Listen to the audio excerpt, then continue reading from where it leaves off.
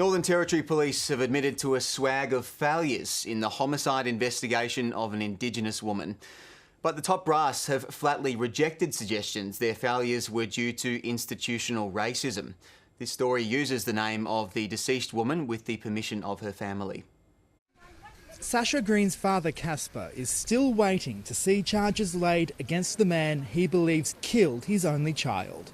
I've been fighting, struggling 4 years and a half for my daughter's case to find the killer and put him away. It's been such a long time for me. Sasha Green was found here in a vacant lot in Tennant Creek in 2013.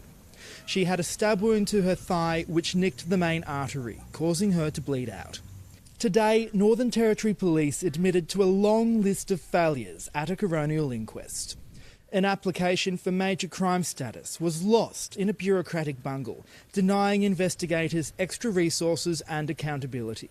And the coroner was scathing of yet another case where police accidentally destroyed DNA evidence.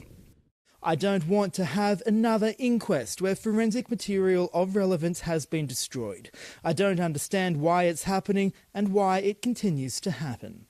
Police admitted there are many areas where the Northern Territory Police could have done better. Other problems included inexperienced detectives leaving Tennant Creek after a week, not returning for 8 months, releasing the suspect too early, which could have meant possible interference with evidence and witnesses, waiting too long to search crime scenes, searches not being rigorous, poor supervision and poor media management.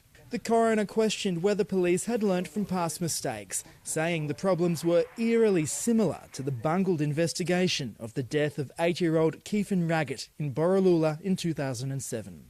The repeated failures led the family's lawyer to suggest the only explanation was institutional racism.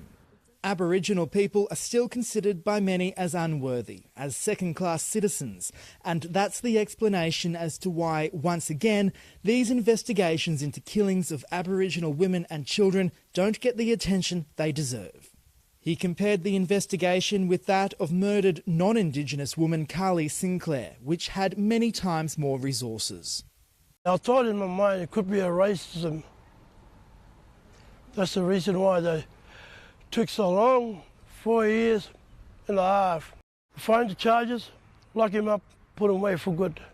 Despite being heard in open court, most of the inquest hearings can't be reported on due to a suppression order sought by the Northern Territory Police and agreed to by the coroner. Coroner Greg Kavanagh is expected to hand down his findings in about 6 weeks. Stephen Schubert, ABC News, Tennant Creek.